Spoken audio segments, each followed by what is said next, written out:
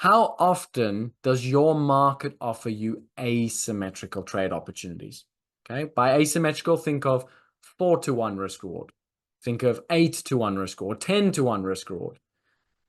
The reality is that it's significantly lower than you think. Markets do present asymmetrical trades, of course, okay, but they occur infrequently. Moreover, for asymmetrical opportunities, we have got to be aggressive in our order entry. For more symmetrical trade opportunities, we've got to be far more passive in our order entries. Okay? Asymmetrical trade opportunities are going to give us a very skewed risk reward profile. And that's the way to think about asymmetry. Okay? There's a big, nice skew between the size of our stop, for example, 1 unit, and our target, which is 4 units, versus symmetrical trade opportunities where we have 1 unit of risk for, roughly speaking, 1.4 units of reward.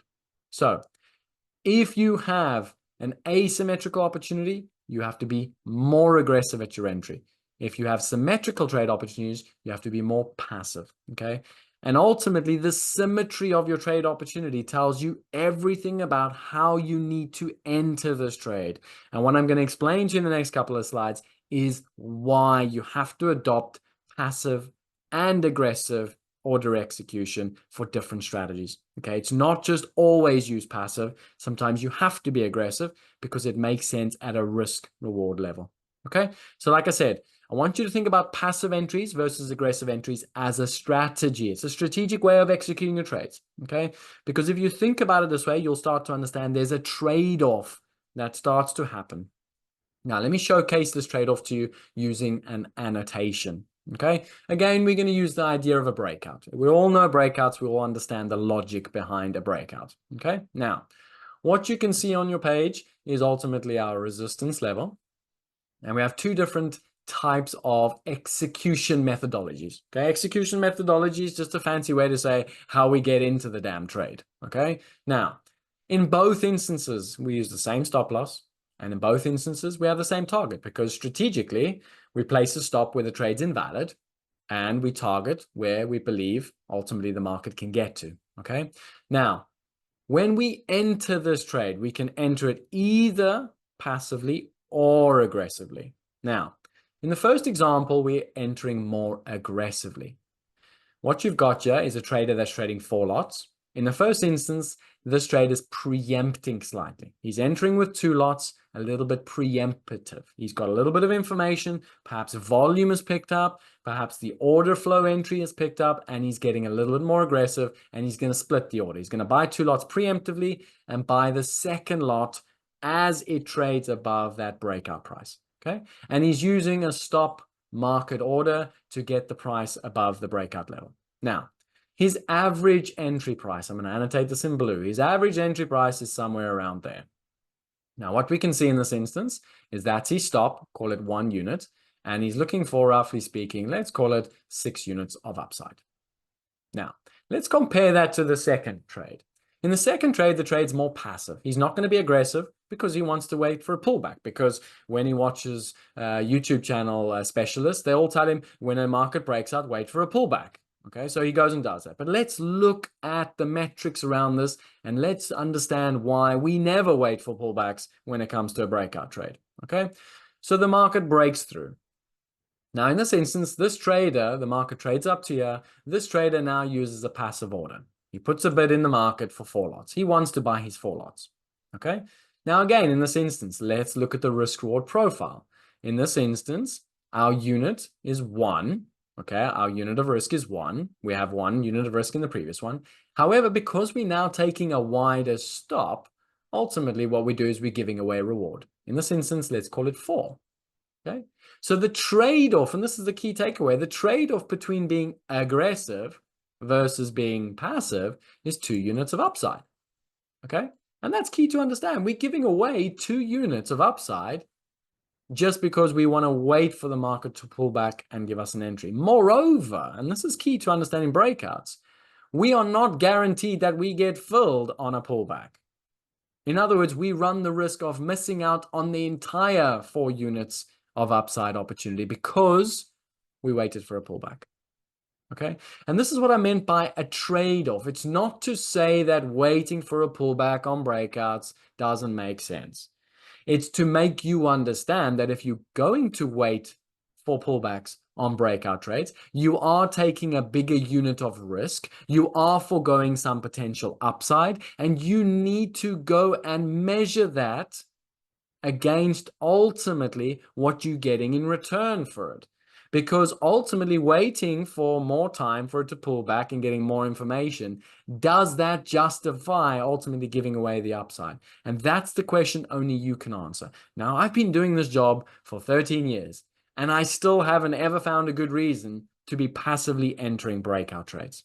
Okay. And again, this is not about what I believe in. This is what my experience tells me. It says you have to be aggressively entering breakout trades, okay? Because if you don't, you're giving up upside, you're taking on a bigger stop, and moreover, you run the risk of not even getting involved in the trade in the first place, okay? Versus the upside is you're waiting for a little bit more information, and more often than not, that information does not change the dynamic of the trade in the first place.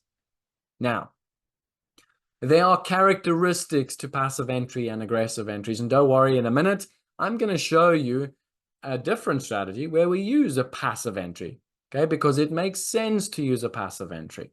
Now, we have two different characteristics of passive entries and aggressive entries. I'm going to go through them very briefly for those that don't quite understand the major differences, okay? But passive entries, we're going to use limit orders.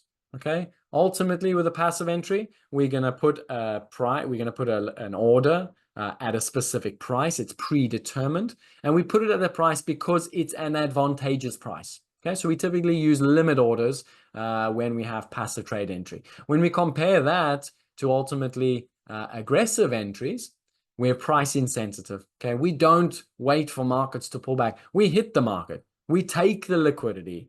We just buy with the best available price or sell the best available price. We're not hanging around. Okay. Second, in passive entries, we're waiting for a pullback. Okay. So effectively, the market moves away and we're hoping it will come back to us. When we have aggressive entries, we're going with the flow. We're not waiting for a pullback. We're not waiting for the market to say, hey, Brannigan, look, do you want this price? No, we take the best available price. Okay, we take liquidity from the market in that instance, because if we don't take that liquidity, we run the risk of having to take the liquidity at higher prices or less advantageous prices. Okay, in terms of passive entries, of course, it requires patience. And ultimately, you're going to have to wait for the price to come back to your desired level. Now, like I said, if you get that desired level wrong, you do run the risk of missing out. Okay, moreover, as traders, we do suffer from FOMO. Okay, imagine a market breaking out and suddenly you saw it pull back a little bit, but now ultimately it's not pulling back anymore and it's missed your entry and now it's made a new high on the day. What's going to happen? You're just going to end up buying the high of the day. Okay, when in actual fact, what you could have done is just been more aggressive on your order entry and you wouldn't have to worry about things like FOMO. Okay, in terms of aggressive entry, we have to be impatient. Okay, and that's not without its drawbacks. Okay, being impatient means that we don't think. We hit now, ask questions later. But we're doing it in a strategic manner. And we're always doing it with risk in place. Okay, but we are impatient when it comes to hitting the market. And then finally, in terms of passive entries, there is a reduced risk. Why? Because we're allowing for more time to lapse. We're allowing for more participants to enter the market. We're allowing for more information to come from the market. So there is a reduced risk, but there's a trade-off. When I get more information from the market and more time lapse, I'm giving away ultimately potential opportunity. Okay, and that's the trade-off. Versus aggressive entries, well, yeah, I'm taking a higher risk, but the trade-off of that is I get the bigger reward. Okay, sometimes I have to be preemptive. And yes, preemptive is also a strategy. And it's something that has to be used infrequently and very strategically because it can be very expensive. Okay, and other times I bang my head against the desk going, why did I do that trade 4 times? I shouldn't have done it 4 times. I should have just waited for the market to break. I get that. Okay, so it's got to be deployed strategically as well. But when we take that higher risk, okay, ultimately we're at an information discount.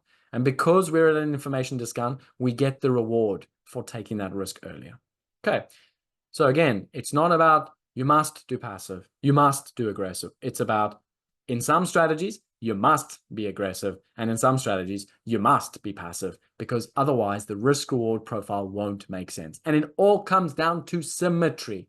Okay, if I've got a trade that's got 1 unit of risk and 5 units of upside, that sort of asymmetry you do not want to be missing out on just because you want to be cute and get perfect prices. No, if you've got 5-to-1 risk reward, hit the damn market, get stuck in, don't overthink it. If you've got 1-to-1 risk reward, think a little bit more about it. Okay, because you're not getting a great deal of upside for the risk you're taking on. And that's ultimately how you decipher when to be aggressive or when to be passive. Okay, 2 strategies. Breakout, we've discussed this. We know with breakouts we need to be aggressive. Why? Because the breakout's giving us this 4-to-1 risk reward. We got a very tight stop. We don't want to be buying it with FOMO. We don't want to panic buy the top just because we didn't get filled on our limit order. So in breakouts, we get aggressive, hit the damn market, take the liquidity from the market and run it. Okay, don't give yourself a bigger stop unnecessarily. You don't need to do that. Now, the second example is something called a double distribution. If you're a profile trader, you know exactly what this is.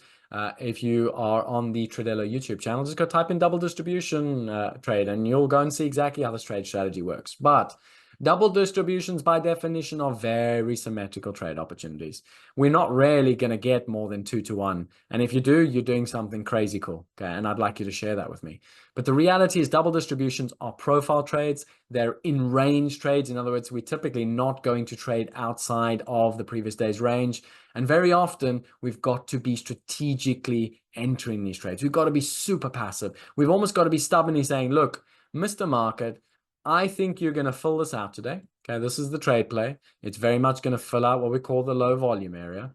So as a trader, I say to myself, look, if I think that's the most likely pattern play and it's going to fill this out, it's going to spend all its time pretty much there. That's what the value area is going to look like.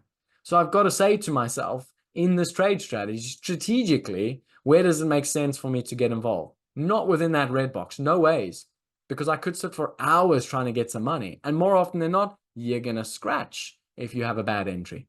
So we say to ourselves, I've got to get an advantageous price somewhere down here, or I've got to get an advantageous price somewhere up here.